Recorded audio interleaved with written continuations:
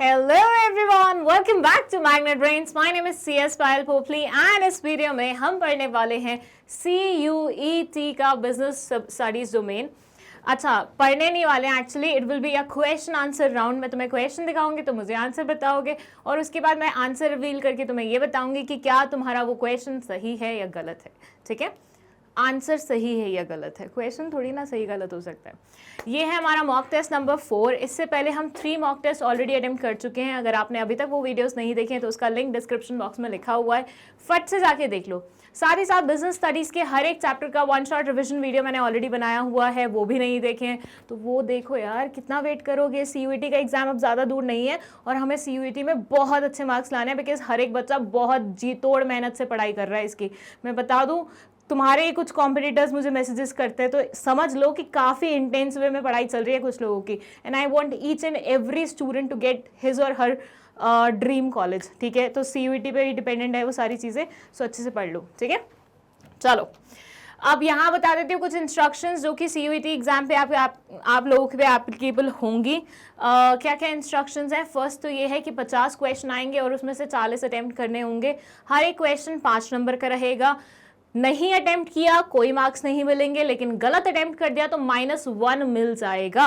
तो ऐसा समझना कि अगर आता है तो ही क्वेश्चन को अटेम्प्ट करना है, ऐसे जबरदस्ती हर एक पे टिक लगा के आने की नहीं हो रही है। ठीक है, 2 ऑप्शन अगर सही है 4 ऑप्शन में से तो ऐसे सिनेरियो में सिर्फ उन्हीं स्टूडेंट्स को मार्क्स मिलेंगे जिन्होंने इन दोनों में से किसी एक पे ऐसा टिक लगाया होगा। ठीक है, और अगर चारों ही ऑप्शन गलत हैं तो हर वो बच्चा जो क्वेश्चन पेपर अटेम्प्ट करेगा उस सबको, मतलब उन सबको ही मार्क्स मिलेंगे पूरे 5 नंबर। ठीक है, कोई भी electronic gadget as well as calculator allowed नहीं है, सो वो लेके मत जाना। ये हो गई तुम्हारी CUET की इंस्ट्रक्शंस। अब सुन लो मेरी इंस्ट्रक्शंस। मेरे इंस्ट्रक्शंस में बस एक ही चीज़ है कि तुम्हें पेन पेपर लेके बैठना है, और अगर ज़्यादा ही आलस आ रहा है, मतलब तुम बहुत ही ज़्यादा आलसी किस्म के इंसान हो, तो तुम कुछ मत करो, सिर्फ कमेंट सेक्शन में ही जो भी क्वेश्चन मैं यहाँ पे डिस्प्ले कर रही हूँ उसका आंसर तुम्हें क्या लगता है वो लिखना है। ठीक है, तो या तो ये काम तुम पेन पेपर पे कर लो। ठीक है, और जब 50 क्वेश्चन पूरे हो जाएंगे तुम्हें पता चल जाएगा तुम कितने पानी में हो, आउट ऑफ 50 तुम्हें कितने मार्क्स मिल रहे हैं, तो तुम मुझे बता देना कमेंट सेक्शन में कि मैम 50 में से इतने क्वेश्चन मेरे सही गए। और अगर तुम कमेंट सेक्शन में ही अपने आंसर्स अटेम्प्ट करो तो मैं वैसे ही देख लूंगी तुम्हारे कितने क्वेश्चन सही गए।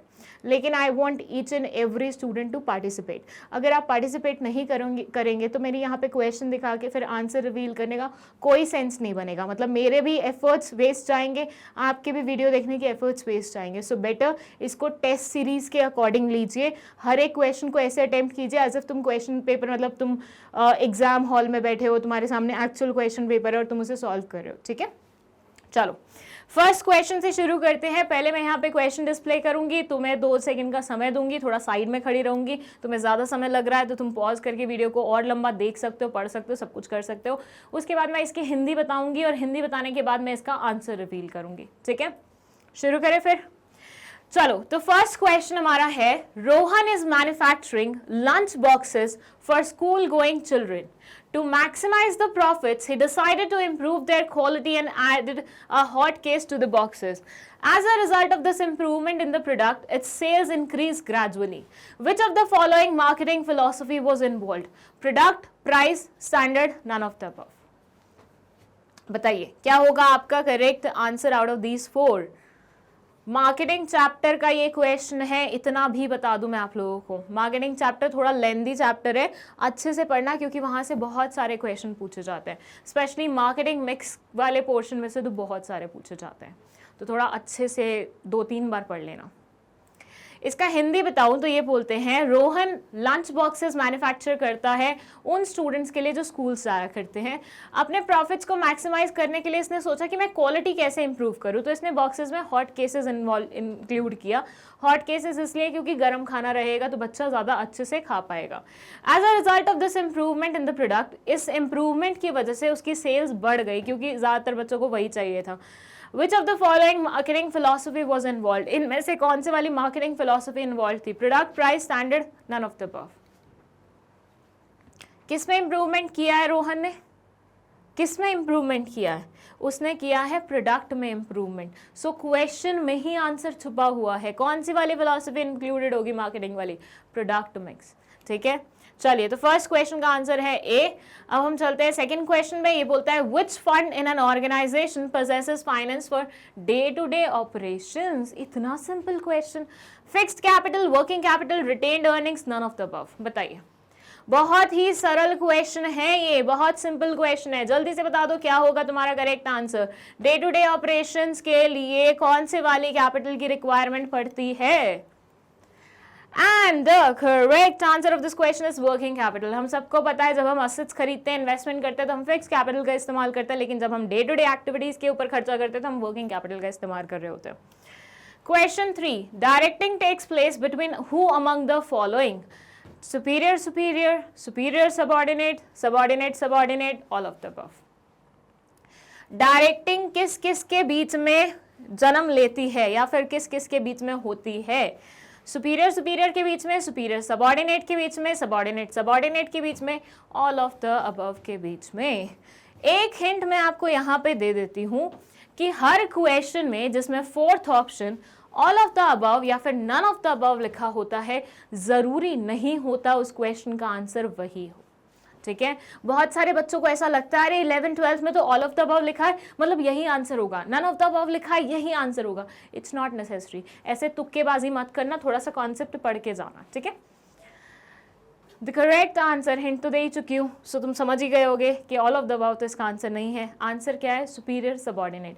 डायरेक्टिंग किस किस के बीच में होती है? तुम मुझे बताओ, मोटिवेट तुम्हें कौन करता है? तुम्हारा क्लास टीचर करता है ना, तुमसे जो थोड़ा आगे होगा वो तुम्हें मोटिवेट करेगा ना। तो सबॉर्डिनेट को मोटिवेट करने के लिए सुपीरियर आता है, उसको लीड करने के लिए सुपीरियर आता है, उसको कोई चीज़ कम्युनिकेट करनी होती है उसके लिए सुपीरियर आता है, सुपरवाइज करनी होती है उसके लिए सुपीरियर आता है। तो ये रिलेशनशिप किसके बीच का है? सबॉर्डिनेट और सुपीरियर के बीच का है। ठीक है, so B will be the correct answer. Now let's talk about question number 4. It says staffing is a process which involves a series of steps. Arrange the following steps in the correct order. Staffing में बहुत सारी मतलब staffing process में बहुत सारे steps होते हैं।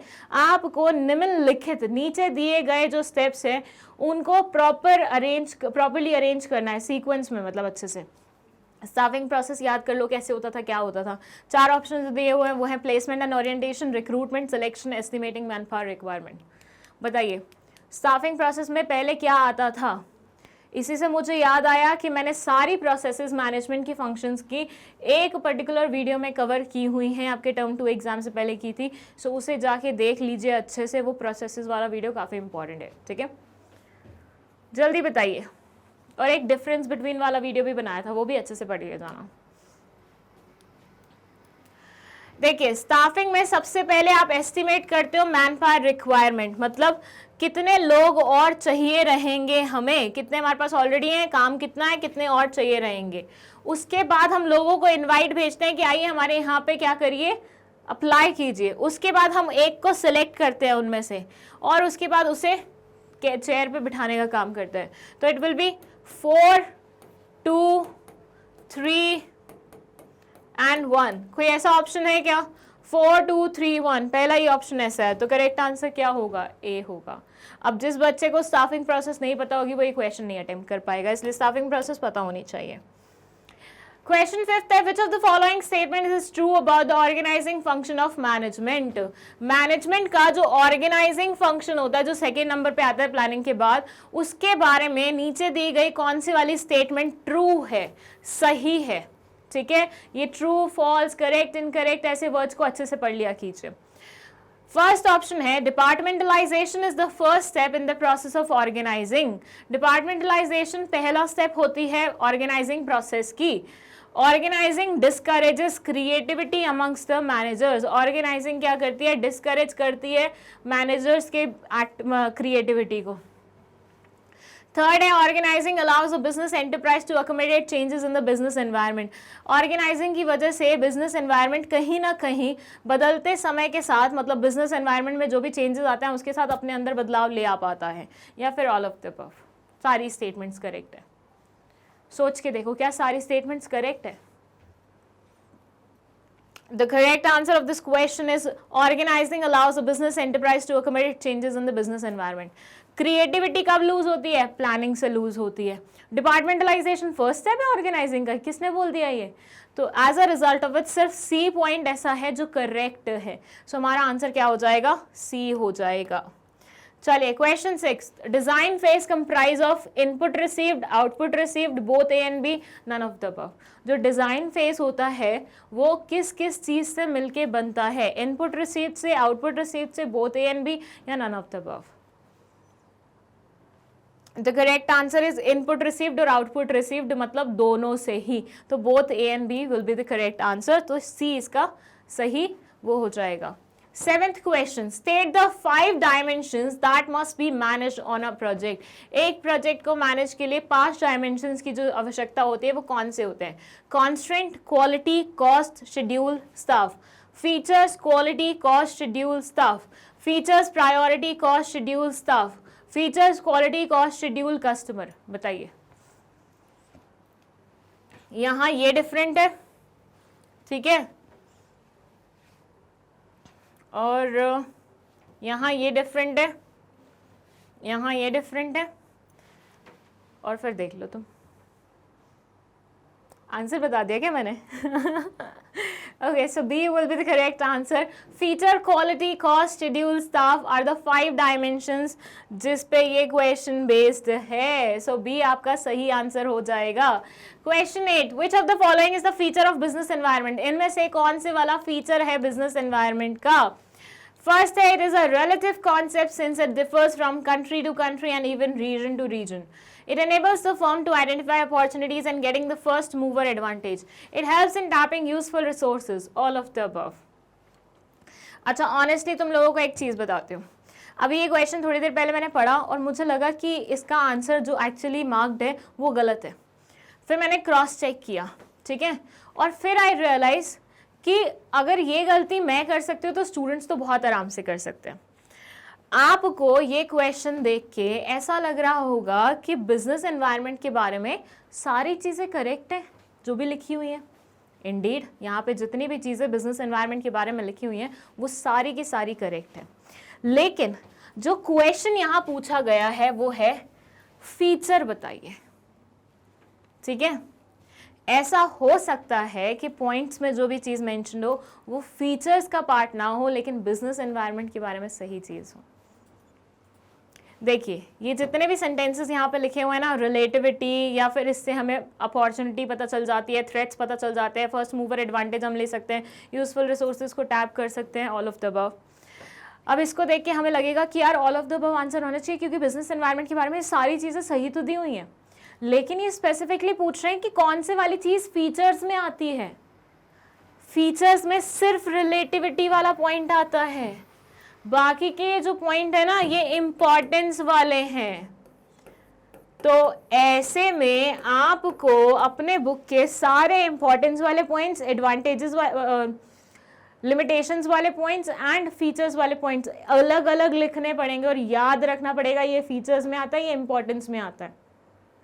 ध्यान दीजिएगा, मैंने जो भी चीज़ बोली है यहाँ पे जितनी भी चीज़ें बिजनेस एनवायरनमेंट के बारे में बोली गई थी वो सारी करेक्ट थी, बट ये चीज़ें इंपॉर्टेंस में कवर की गई हैं. वेयर एज क्वेश्चन में पूछा गया है कि आपको फीचर बताना है, तो A will be the correct answer of this question.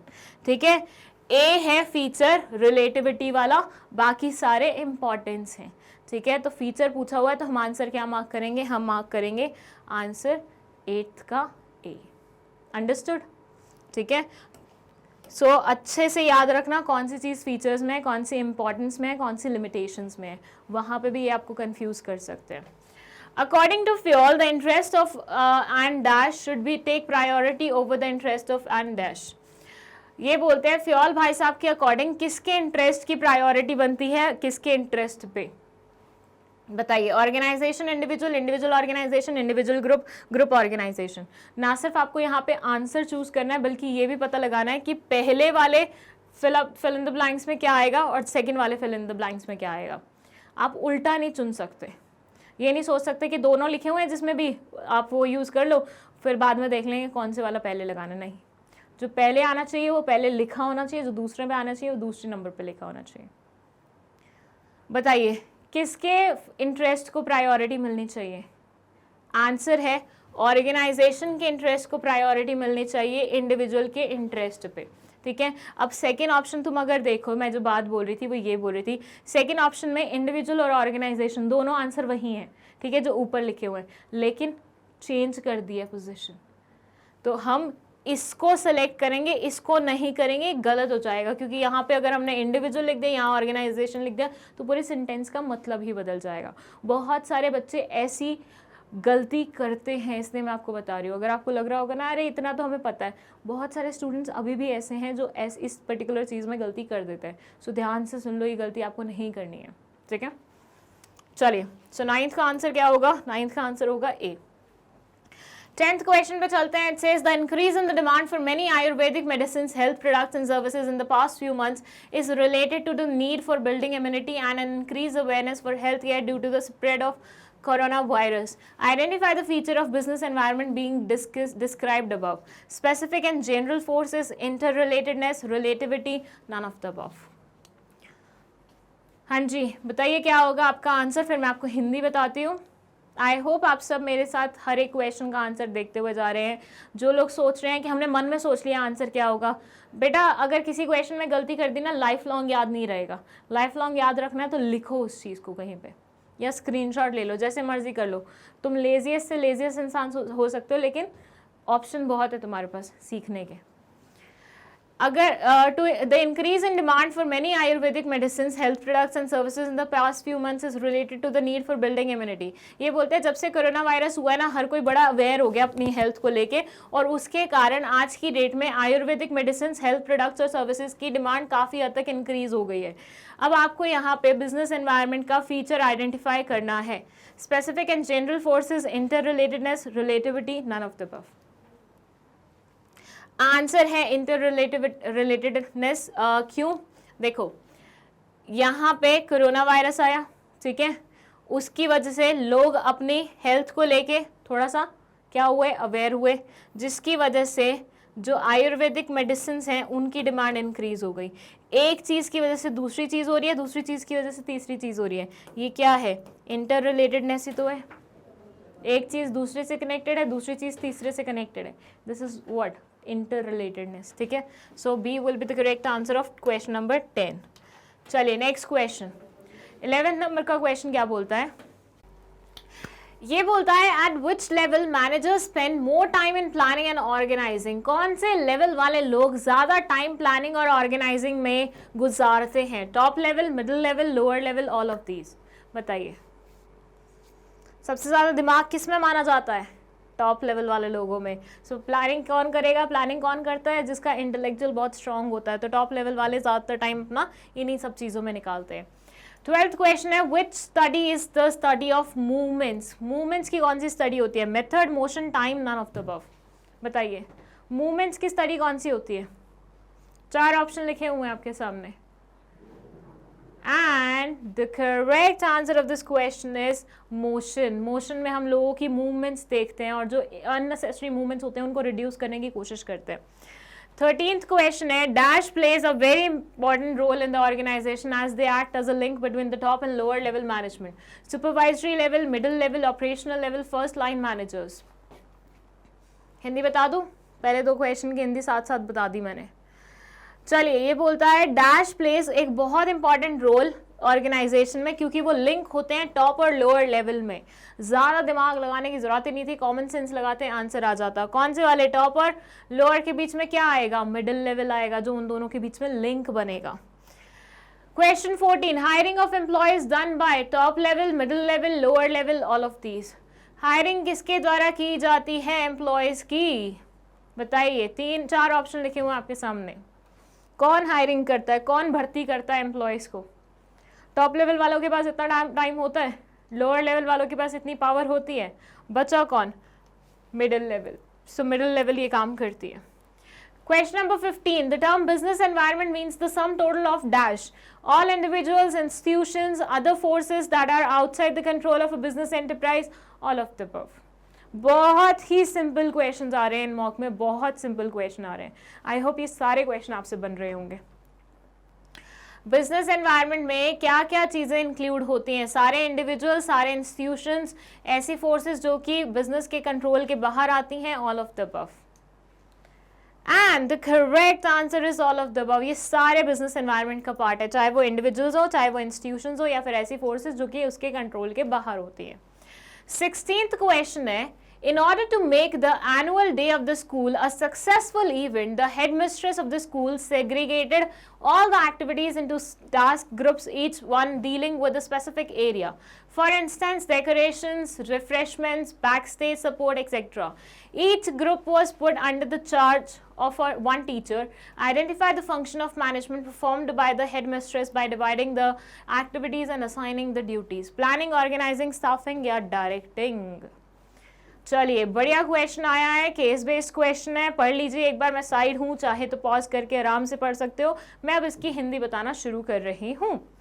It says in order to make the annual day of the school a successful event. अगर आप मतलब हेडमिस्ट्रेस को अपना एनुअल डे बहुत सक्सेसफुल इवेंट बनाना था स्कूल का, तो हेडमिस्ट्रेस ने क्या किया, सारे टास्क को छोटे छोटे पार्ट्स में डिवाइड किया और ग्रुप्स भी मतलब task groups, each one dealing with specific area, और टास्क ग्रुप्स बना दिए जिनको स्पेसिफिक एरियाज का काम दे दिया कि तुम ये काम संभालोगे, तुम ये काम संभालोगे, तुम ये संभालोगे।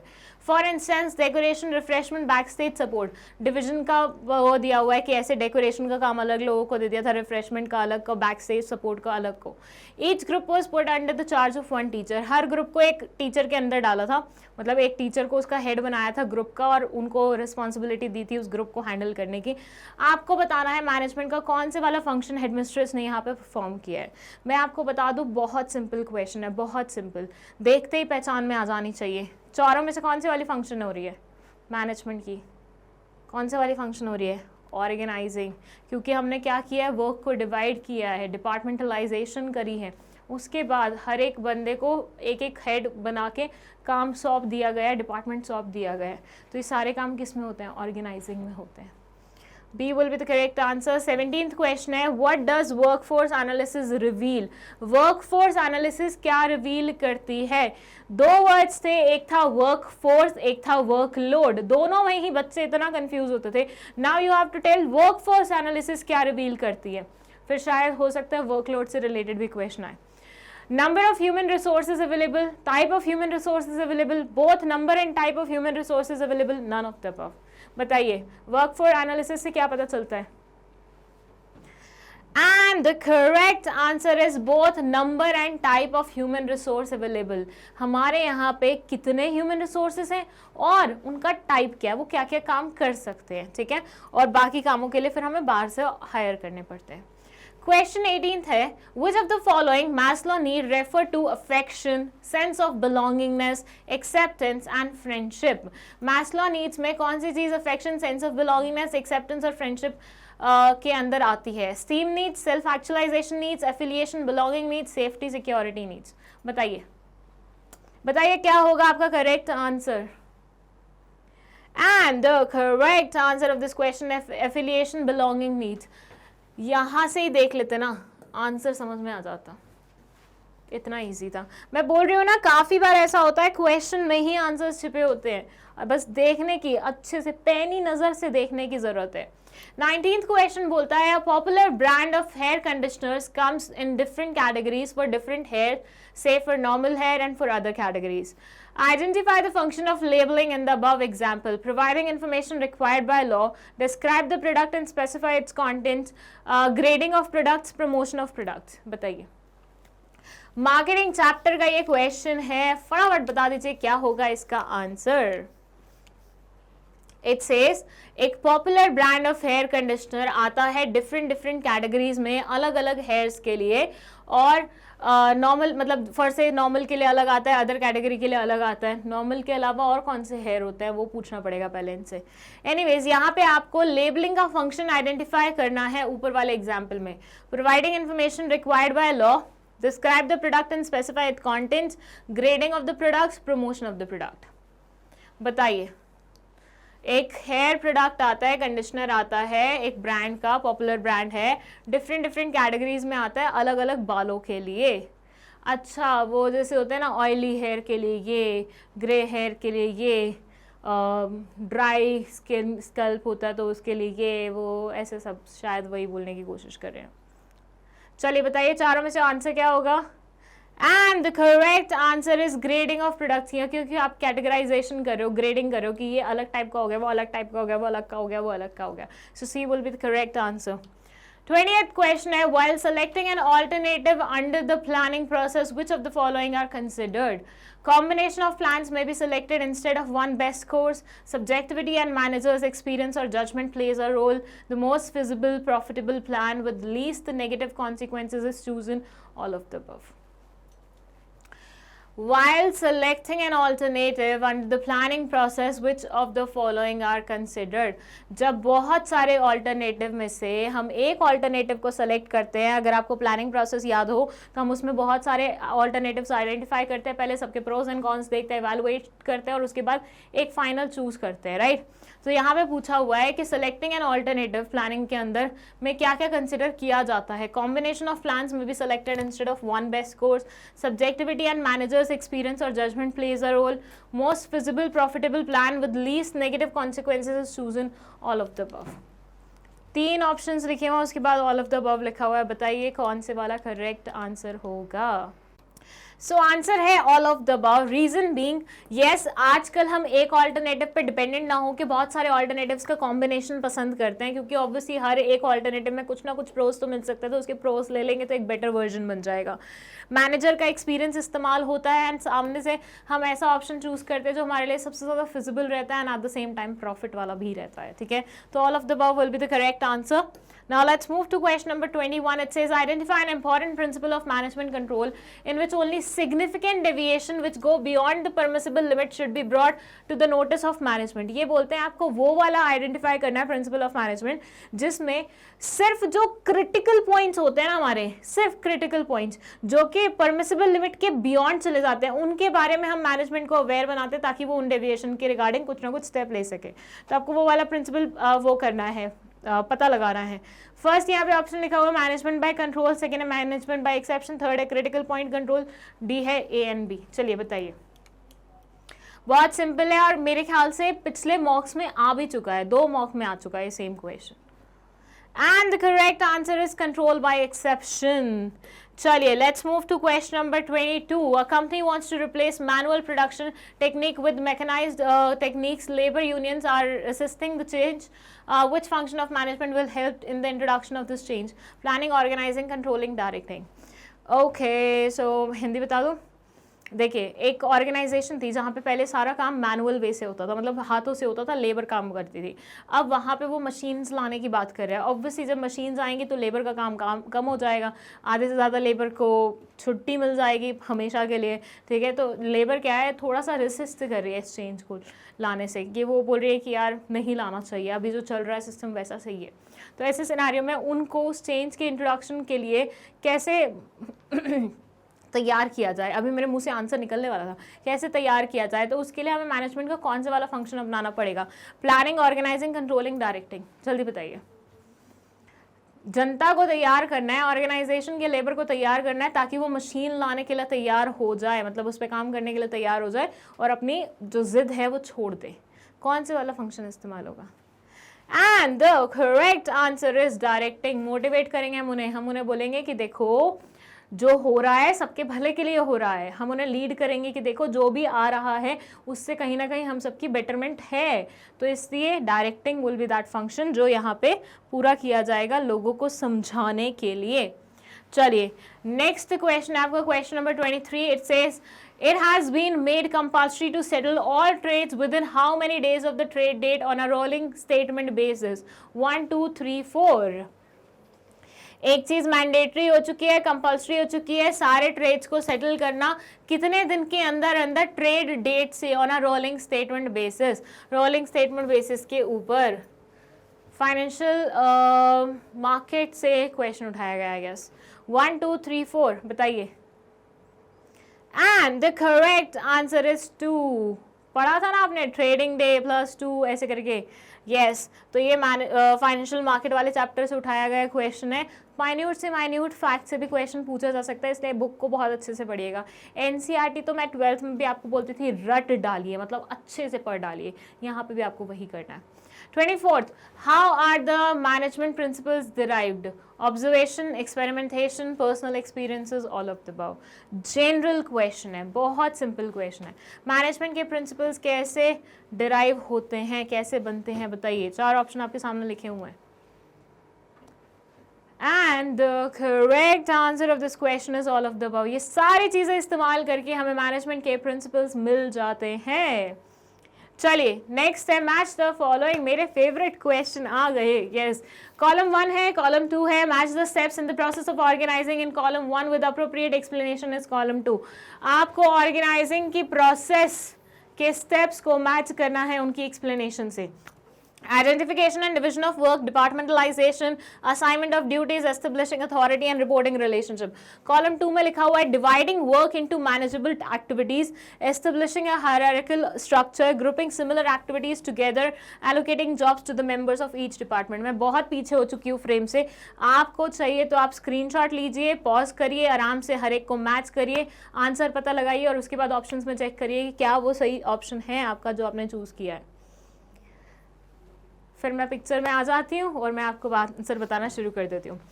ग्रुपिंग सिमिलर एक्टिविटीज टुगेदर, क्या होगा? Departmentalisation. Allocating jobs to the members of each department, establishing authority, this relationship, dividing work into this, identification and this. फिर उसके बाद establishing authority and relationship, this, assignment of duties, allocating jobs to the members of each department. A को हमने 1 से वो किया, B को हमने 3 से किया, सी को हमने 4 से किया और डी को हमने 2 से किया। ऑप्शन ढूंढिए। 1 3 4 2, 1 3 4 2, 1 3 4 2, सी वाला ऑप्शन पहले से ही टिक लगा हुआ है। चलो भैया आंसर करेक्ट हो गया। देख लीजिए एक बार फिर से। 1 को 1 से किया, 2 को 3 से किया, सी को 4 से किया, डी को 2 से किया एंड इस तरीके से हमारा सी आंसर आ गया। चलिए क्वेश्चन 26। वाओ, आज तो अच्छा लग रहा है। मैच द फॉलोइंग पे मैच द फॉलोइंग आ रहा है। Match the features of planning in column 1 with the appropriate explanation. Features लेने हैं प्लानिंग के और उनके एक्सप्लेनेशन को उनके साथ मैच करना है। कॉलम 1 में लिखा हुआ है mental exercise, futuristic, continuous. Column 2 में लिखा हुआ है involves looking ahead and is regarded as a forward looking function and intellectual activity of taking rather than doing, thinking sorry rather than doing, need for a new plan on the basis of new requirements and future conditions. चलिए okay, so mental exercise, समय दे देती हूँ तुम लोगों को, ठीक है? थोड़ा सा पीछे हो गई हूँ, चाहो तो पॉज कर लो, चाहो तो स्क्रीनशॉट ले लो, क्योंकि फिर मैं उसके बाद आंसर बताने वाली हूँ। ऐसे क्वेश्चन में मेरे हाथ रुकते नहीं है थोड़ा सा। मेंटल एक्सरसाइज इंटेलेक्चुअल एक्टिविटी है। Futuristic continuous, need for a new plan on the basis of new requirements and future conditions, involves looking ahead and regarded as a forward looking function. Futuristic continuous, 1 को match किया है 2 से, 2 को match किया है 1 से, 3 को मैच किया है 3 से। कोई ऑप्शन ऐसा है? 2 1 3, 2 1 3, C is the correct answer. Already option दिया हुआ था, ठीक है? समझ गए? दोबारा से देख लो किसको किसके साथ मैच किया। चलिए 27th क्वेश्चन बोलता है detailed plans of action are prepared under financial planning, what benefits does this result in? Reducing wastage, reducing duplication of efforts, reducing gaps in planning, all of the above. बताइए। Detailed plans of action are prepared under financial planning. What benefits does this result in? Detailed plans बनते हैं of actions जो भी लेने होते हैं financial planning में, इसका बेनिफिट क्या होता है? And the correct answer is all of the above. इससे हमारी वेस्टेज रिड्यूस होती है, डुप्लीकेशन बच जाती है एफर्ट्स की और गैप प्लानिंग में बच जाता है। 28th क्वेश्चन पहले से आंसर मार्क है, बट इट्स ओके, हम क्वेश्चन तो पढ़ ले at least. For an enterprise staffing is the dash function in the series of management function. बहुत सिंपल था वैसे ही। स्टाफिंग कौन से नंबर पे आता है? प्लानिंग, ऑर्गेनाइजिंग, स्टाफिंग तीसरे नंबर पे आता है, थर्ड फंक्शन। बहुत सिंपल क्वेश्चन था, बट हाँ गलती कि आंसर पहले से ही मार्क था। चलिए 29th question, creams and medicine are examples of dash products. Creams और मेडिसिन कौन सी चीज़ के प्रोडक्ट वो होते हैं एग्जांपल्स? कन्वीनियंस प्रोडक्ट्स के या शॉपिंग प्रोडक्ट्स के, स्पेशलिटी की या none of the above? And the correct answer is convenience products. चलिए नेक्स्ट है 30th question, it says Mahindra bank wants short term finance for only 1 or 2 days. What option should it pick? Treasury bills, call money, commercial paper, none of the above. मैंने keywords बताए थे money market के instruments में कि देखिए ये keyword आए तो ये वाला मनी मार्केट इंस्ट्रूमेंट लगेगा, ये कीवर्ड आए तो ये वाला इंस्ट्रूमेंट लगेगा। फट से पता लगा लो, Mahindra bank wants short term finance for only 1 or 2 days, what option should it pick? Treasury bills, call money, commercial paper, none of the above. बताइए। And the correct answer is call money. Bank ही देख लो यार, bank को जब 2-3 दिनों के लिए पैसा चाहिए होता है तो वो क्या करती है? कॉल मनी लेती है दूसरे बैंक से, इंटर बैंक ट्रांजैक्शन होती है, मैक्सिमम 15 दिन की हो सकती है, पढ़ा था ना, बस वही है। 30th का answer will be B. 31st, assertion. The controlling function measures progress towards the organizational goals. Reason, controlling guides the organization and keeps it the right track so that the organization goals might be achieved. Both A and R are true and R is the correct explanation of A. Both A and R are true but R is not the correct explanation of A. A is true but R is false. A is false but R is true. जल्दी बताइए। Assertion reason वाला question है, पता लगाइए क्या होगा correct answer. मैं assertion पढ़ देती हूँ। It says the controlling function measures progress towards the organizational goals. Controlling function जो है वो मेजर करता है आपकी प्रोग्रेस ऑर्गेनाइजेशनल गोल के टुवर्ड्स, मतलब कितनी दूर तक पहुंचे तुम उस राह में। Controlling guides the organization and keeps it at the right track so that the organizational goals might be achieved. Controlling guide करता है ऑर्गेनाइजेशन को और उसे सही राइट ट्रैक पे रखता है ताकि ऑर्गेनाइजेशन के गोल को अचीव किया जा सके। तो पहले वाले में लिखा हुआ है कि मेजर करता है आपकी प्रोग्रेस ऑर्गेनाइजेशनल गोल के टूवर्ड्स, और दूसरे वाले में दिया हुआ है कि ये राइट ट्रैक पे रखता है आपको। बताइए क्या होगा आपका सही answer. And the correct answer is both A and R are true and R is the correct explanation of A. दोनों ही कंट्रोलिंग का कंट्रीब्यूशन बता रहे हैं ऑर्गेनाइजेशनल गोल को अचीव करने में। 32nd question, again assertion reason वाला क्वेश्चन है। Controlling creates an atmosphere of order and discipline in the organization. Controlling helps in minimize dishonest behavior on the part of employees by keeping a close check on their activities. Both A and R are true and R is the correct explanation of A. Both A and R are true but R is not the correct explanation of A. A is true but R is false. A is false but R is true. चलिए बताइए क्या होगा आपका correct answer.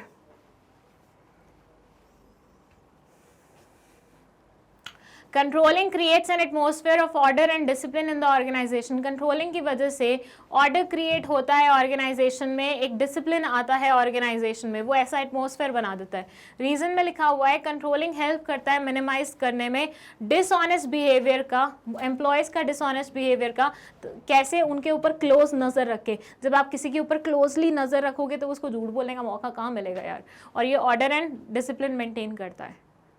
And the correct answer is a. दोनों ही statement सही हैं और दोनों एक दूसरे को एक्सप्लेन भी करते हैं। ऑर्डर और डिसिप्लिन तभी तो मिलेगा, तभी तो सेट होगा जब आप क्लोज चेक रखोगे सब एम्प्लॉयज पे ताकि वो झूठ ना बोल पाए।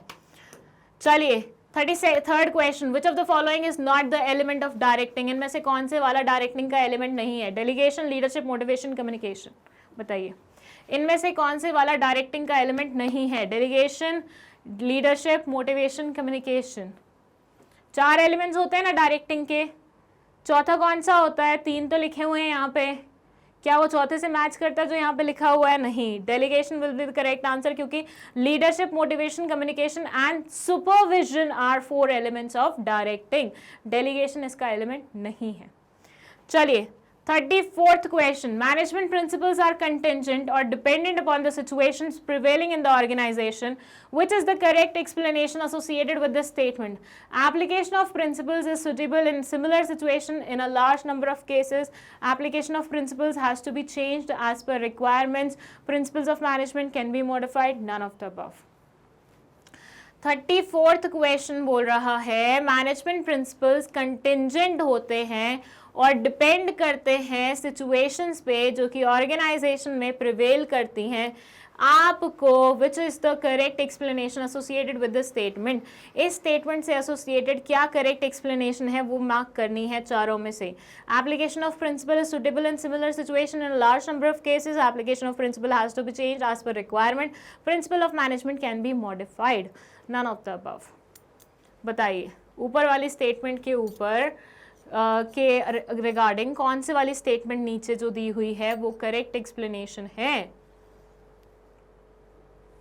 And the correct answer is application of principle has to be changed as per requirement. यहाँ पे ऊपर क्या लिखा हुआ है कि prevailing situations पे depend करती है, contingent होती है, right? तो ये इसमें भी तो यही बात लिखी हुई है कि भैया हम requirement के अकॉर्डिंग उसे क्या कर सकते हैं, बदल सकते हैं, उसमें बदलाव ला सकते हैं. 35th क्वेश्चन, इसके बाद 15 क्वेश्चन और बचेंगे. Which of the following dimensions of business environment includes legislation passed by the government, administrative orders issued by government authorities? Technological environment, social environment, legal environment, economic environment. बताइए.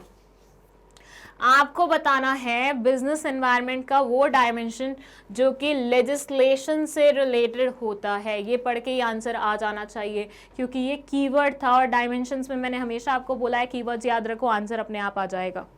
जल्दी बताइए क्या होगा आपका correct answer. And the correct answer is legal environment. Legislation किससे linked होता है, legal से लिंक्ड होता है. सो 35th का राइट आंसर है legal environment. Let's move to 36th question. Which of the following statement is false with respect to planning? Planning के बारे में कौन सी वाली statement गलत है? First है it is one of the basic managerial functions. Planning is closely connected with creativity and innovation. Planning requires taking decisions. None of the above. बताइए. प्लानिंग बेसिक मैनेजरल फंक्शन है, प्लानिंग क्रिएटिविटी और innovation से connected होता है, planning decisions के बारे में होता है, डिसीजंस लेने के बारे में होता है, मतलब उसमें रिक्वायरमेंट होती है, या नन ऑफ द अबव. कौन सी वाली स्टेटमेंट फॉल्स है, that you have to tell. And the correct answer is none of the above, क्योंकि ये तीनों ही चीजें प्लानिंग के बारे में करेक्ट हैं, ट्रू हैं. ठीक है, तो ट्रू वाली है तो मतलब फॉल्स तो हुई नहीं, तो लास्ट हो गया none of the above. Question 37. Dash is a legally enforceable document and helps in settle disputes, claims between the investor and the broker. It contains details of a number of shares bought or sold, the price, the date and the time of deal, and the brokerage charges. Share, contract note, registration form, none of these. बताइए. Dash is a legally enforceable document. एक legally enforceable document होता है क्या, वो आपको बताना है, जो कि मदद करता है सेटल करने में डिस्प्यूट्स या फिर क्लेम्स इन्वेस्टर और ब्रोकर के बीच में. इट कंटेन्स डिटेल्स, इसमें डिटेल्स लिखी होती है नंबर ऑफ शेयर्स की, कि कितने खरीदे हैं, कितने बेचे हैं, प्राइस क्या था, डेट और टाइम क्या था डील का, और ब्रोकरेज चार्जेस क्या थे. मतलब ये पर्टिकुलर प्रूफ होता है सेटलमेंट करने के लिए. जब भी किसी ब्रोकर या फिर इन्वेस्टर के बीच में लड़ाई होती है कि नहीं तुमने ये बोला था, ये बोला था, ये टाइम होना चाहिए था, ये था, वो था, तो उन सब चीज़ों को सेटल करने का काम करता है, वो एविडेंस के रूप में वर्क करता है ये. ठीक है, तो वो डॉक्यूमेंट के बारे में you have to tell. 4 option नीचे लिखे हुए हैं, share, contract note, registration form या फिर नन ऑफ दीज. बताइए क्या होगा correct answer. And the correct answer is contract note. ये हमने पढ़ा हुआ है कौन से चैप्टर में, फाइनेंशियल मार्केट वाले चैप्टर में. चलिए नेक्स्ट है क्वेश्चन नंबर 38. ये बोलता है which of the following statement establishes a relationship between planning and controlling. इनमें से कौन सी वाली स्टेटमेंट प्लानिंग और कंट्रोलिंग के बीच में रिलेशनशिप एस्टेब्लिश करती है. Planning and controlling are inseparable twins of management. Planning और कंट्रोलिंग इनसेपरेबल ट्विन्स है मैनेजमेंट के. Planning is clearly a prerequisite for controlling. Planning prerequisite होता है कंट्रोलिंग के लिए. Planning is looking ahead while controlling is looking backward. Planning is about looking आगे while controlling is looking पीछे, और all of the above. बताइए planning और controlling के बीच में कौन से वाली स्टेटमेंट रिलेशनशिप एस्टेब्लिश करती है. और 3 ऑप्शन आपके सामने लिखे हुए हैं और चौथा ऑप्शन है all of the above. And the correct answer of this question is all of the above. ये सारी चीज़ें सही लिखी हुई हैं. ये जो है ये थोड़ा सा पार्शियल स्टेटमेंट है, बट स्टिल बहुत बार यही लिखा जाता है. इस स्टेटमेंट को कंप्लीट भी किया जाता है कि नहीं both planning and controlling are forward looking and backward looking, but ये स्टेटमेंट भी यूजुअली वी यूज. ठीक है, चलिए question number 39. Even where members of a department willingly cooperate and work, a manager has to coordinate the efforts of different people in a conscious manner. Identify the characteristic of coordination discussed above. Coordination ensures unity of action. Coordination is a deliberate function. Coordination is a continuous process. Coordination is an all-pervasive function. Coordination के regarding ये particular topic है, ये particular question है. Coordination कहाँ पे आया था, first chapter में आया था मैनेजमेंट में, जहाँ पे nature and significance of management, उसका लास्ट पार्ट था. जल्दी से आंसर कर दीजिए, हिंदी अगर बताने हो इसकी तो ये रहेगा, even where managers of a department willingly cooperate and work, a manager has to coordinate the efforts of different people in a conscious manner. चाहे एक डिपार्टमेंट में लोग willingly काम कर रहे हैं, कॉपरेट कर रहे हैं, काम मतलब अपना सारा मिलजुल के काम कर रहे हैं, फिर भी मैनेजर को कोऑर्डिनेट करने पड़ते हैं एफर्ट्स डिफरेंट लोगों के कॉन्शियस मैनर में। यहाँ पे कोऑर्डिनेशन का एक कैरेक्टरिस्टिक दर्शाया गया है, वो मतलब वो वाला कैरेक्टरिस्टिक कौन सा है कि ये इंश्योर करता है यूनिटी ऑफ एक्शन, ये डेलिब्रेट फंक्शन है, या फिर ये कंटिन्यूस प्रोसेस है, ये ऑल परवेसिव है। हिंदी समझ में आ गई ना तो फिर पूरा लिंक बैठा लोगे तुम, स्ट्रेट अवे आंसर है। And the correct answer is a deliberate function, जानबूझ के किया जाता है। यहाँ लिखा हुआ है ना कि कोऑर्डिनेट, मैनेजर को कोऑर्डिनेट करना पड़ता है कॉन्शियस मैनर में बहुत सारे लोगों के एफर्ट्स को, राइट। तो यहाँ पे डेलिबरेटली वो ऐसा कर रहा है, कॉन्शियसली वो ऐसा कर रहा है, ठीक है। Question number 40, which component of capital structure determines the overall financial risk. कौन से वाला कंपोनेंट कैपिटल स्ट्रक्चर का ओवरऑल फाइनेंशियल रिस्क को डिटर्मिन करता है? Debt, equity, both A and B, none of the above. कौन से वाला कंपोनेंट कैपिटल स्ट्रक्चर का फाइनेंशियल रिस्क को डिटरमिन करता है? 4 ऑप्शन आपके सामने लिखे हुए हैं, you have to choose one, जल्दी बताइए। And the correct answer is debt. Debt क्यों आपके फाइनेंशियल रिस्क को वो करता है? क्योंकि देखो तुम्हारे पास अभी मान लो ऑलरेडी सर पे बहुत सारी बर्डन है, फिर तुमने डेट उठा लिया। डेट उठा लिया मतलब इंटरेस्ट की ऑब्लिगेशन सर पाल ली। अब इंटरेस्ट तो तुम्हें पे करना पड़ेगा, नो मैटर तुम्हारे पास इनकम आ रही है कि नहीं आ रही है, तुम प्रॉफिट जनरेट कर रहे हो कि नहीं कर रहे हो, तो ये हो गया ना तुम्हारे लिए रिस्क ही। तो फाइनेंशियल रिस्क इसकी वजह से ओवरऑल बढ़ सकता है या कम हो सकता है। तो येस, ये बहुत इंपॉर्टेंट कॉम्पोनेंट है। Question 41. Which of the following importance of delegation establishes superior subordinate relationship? Employee development, facilitation of growth, motivation of employees, basis of management hierarchy. Which of the following importance of delegation establishes superior subordinate relationship? इनमें से कौन से वाली delegation की importance establish करती है superior और subordinate के relationship को? Employee development, facilitation of growth, motivation of employees, basis of management hierarchy. बताइए। The correct answer of this question is basis of management hierarchy. भैया देखो कौन किसका सुपीरियर होगा, कौन किसका सबॉर्डिनेट होगा, कौन डेलीगेशन करेगा, वो सारी चीजें आपके मैनेजमेंट हायरार्की में ही तो वो होती हैं। So as a result of it D will be the correct answer. Question number 42, it says it is that function of management which is considered as the base of all other functions. ये एक ऐसा function है जो बाकी सबका base माना जाता है। Identify the function of management stated in the above line. आपको वो बताना है कि कौन से वाले फंक्शन के बारे में ऊपर बात हो रही है। Planning, controlling, organizing, staffing. बहुत बेसिक क्वेश्चन है, बहुत सरल क्वेश्चन है। And the answer is planning. Planning में ही हम टारगेट सेट करते हैं, उसके बाद ही तो हम इनिशिएट करते हैं। प्लानिंग में ही तो हम सोचते हैं कैसे क्या चीज़ कैसे करनी है, तो उसके बाद ही तो पूरी प्रोसेस स्टार्ट होगी। तो yes, this is the basic and the most important function. चलिए नेक्स्ट है आपका question number 43। It says workload analysis includes which of the following. हाँ, वर्क फोर्स वाला पहले आ गया था, वर्कलोड वाला मैंने आपको बोला था आएगा, और देखिए आ गया। Workload analysis include which of the following? The number and type of human resources already available, the number and type of human resources necessary in the future, both A and B, neither A and B. जल्दी बताइए। Workload analysis includes which of the following? जल्दी। And the correct answer is the number and type of human resources necessary in future. कितने लोग लगेंगे और कितने मतलब किस टाइप के लगेंगे। पिछले वाले में क्या था, कितने लोग ऑलरेडी हैं और किस टाइप के हैं, इसमें पता चल जाता है कितने लोग लगेंगे। तो इससे हम कैलकुलेट कर सकते हैं एक्स्ट्रा में कितने हायर करने हैं, क्या हमारे पास ऑलरेडी ज़्यादा है या हमारे पास कम है, हमें कैसे क्या करना है वो चीज़।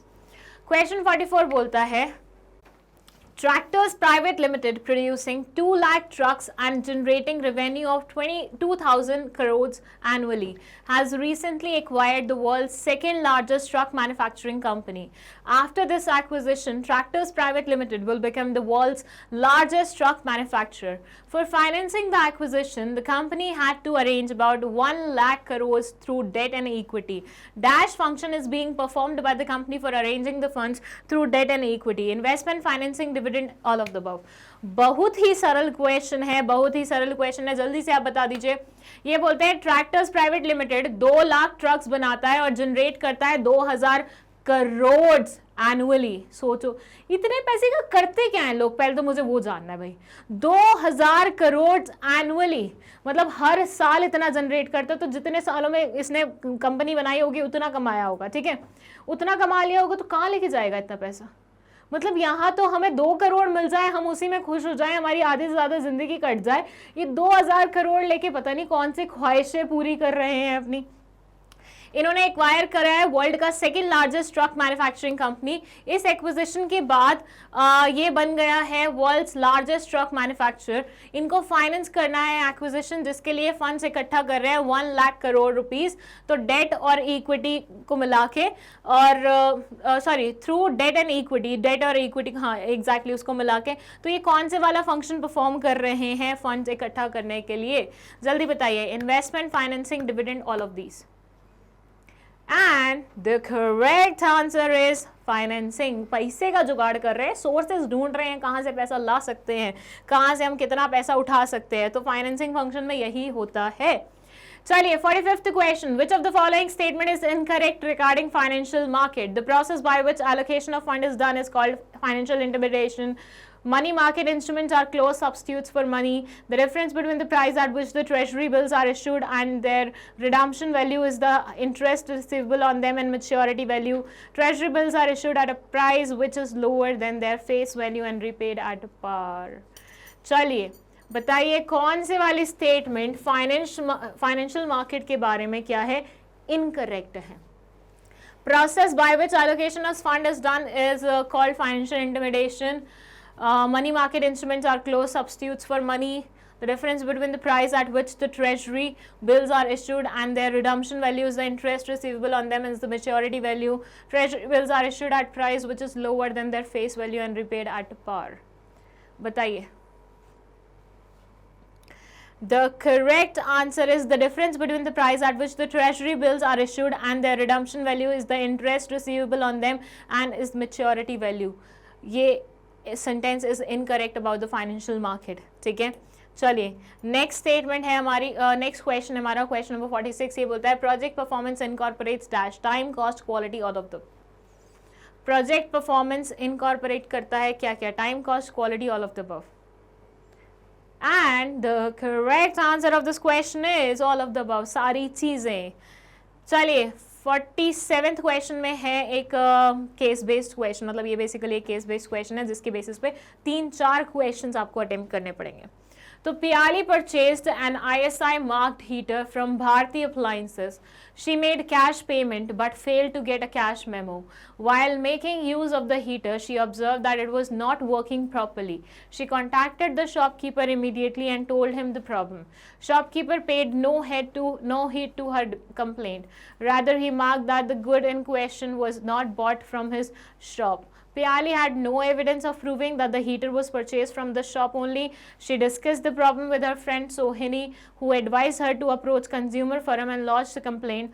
Piali was convinced with the idea of lodging the complaint against the shopkeeper, but due to lack of cash memo, it was difficult for her to proceed.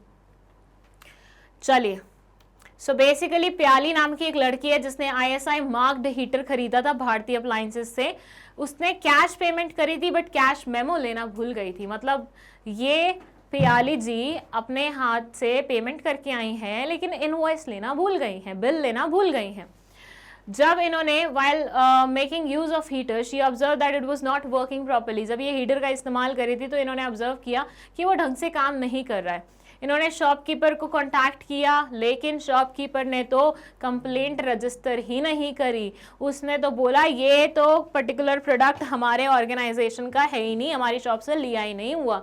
और प्याली के पास ऐसा कोई एविडेंस नहीं था जिसकी वजह से वो शो करे कि नहीं हीटर आपकी शॉप से ही लिया गया, क्योंकि कैश मेमो तो अपने लिया नहीं था।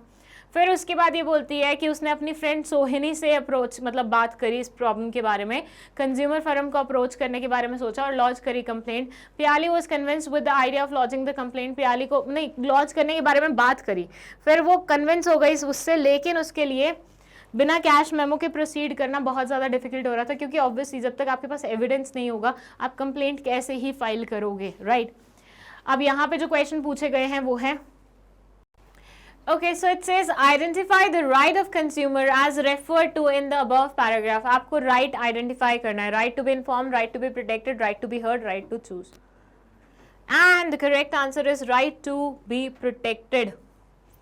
Okay. Shell not working properly. She contacted this. No. यहाँ पे right आना चाहिए, right to be heard. Right to be protected नहीं, right to be heard. ठीक है, क्योंकि उसकी बात नहीं सुनी जा रही थी। Identify the responsibility of the consumer referred in the above case. Consumer की रिस्पॉन्सिबिलिटी आपको बतानी है अबव केस में, जो उसको पूरी करनी चाहिए थी। Must obtain cash memo, cautious consumer, ready to launch complaint, quality conscious. And the correct answer is must obtain cash memo. Bill लाना ही भूल गई थी, उसकी वजह से एविडेंस नहीं था। Piyali cannot lodge a complaint against the shopkeeper. Why? She do not have the right. She was not aware of the fact. She does not have the cash memo. She was happy with the product. No, she was not happy with the product. She does not have the cash memo. That's why she was not able to apply for that complaint. Okay. Under which act Piyali can seek to protect her rights being a consumer? कौन से act के चलते हुए ये अपने consumer rights को protect कर सकती है? And the correct answer is consumer protection act 2019। आप लोगों को ऐसा कन्फ्यूजन हो रहा होगा कि 1986 भी तो हो सकता है, बट ये देखिए जो करंट में चल रहा होता है ना, जो लेटेस्ट एक्ट होता है वही करंटली चल रहा होता है, तो हमें उसी के अगेंस्ट, मतलब उसी के चलते हुए अपने कंप्लेंट्स फाइल करनी पड़ती हैं, उसी एक्ट को फॉलो करना पड़ता है, ठीक है।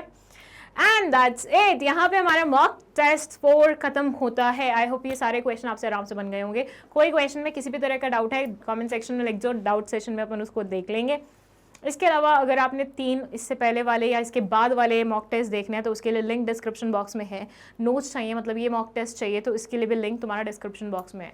इसी के साथ अगर कोई वीडियो नहीं मिल रही है तो मैग्नेट ब्रेन्स की साइट पे भी तुम जा सकते हो। बस ये करना है कि गूगल पे जाना है, magnetbrains.com टाइप करना है और तुम्हें ऐसी साइट दिख जाएगी। यहाँ पे टॉप कोर्सेज को एक्सप्लोर करना है, CUET में जाना है। मेरे को नीचे पहुँचा दिया, हद है भाई। चलो मेरे अब 2 हो गए हैं, बिजनेस स्टडीज और एंटरप्रेन्योरशिप। तो यहाँ पे जिस भी CUET के सिलेबस को तुमको रेफर करना है उस पर जाना, क्लिक करना, you will find the videos. ऐसे किसी भी वीडियो को क्लिक कर लेना, सारी आराम से बैठ के देख लेना, ठीक है, और मैग्नेट ब्रेन्स को धन्यवाद बोल देना। चलिए, thank you so much for watching this video and all the very best for your preparation.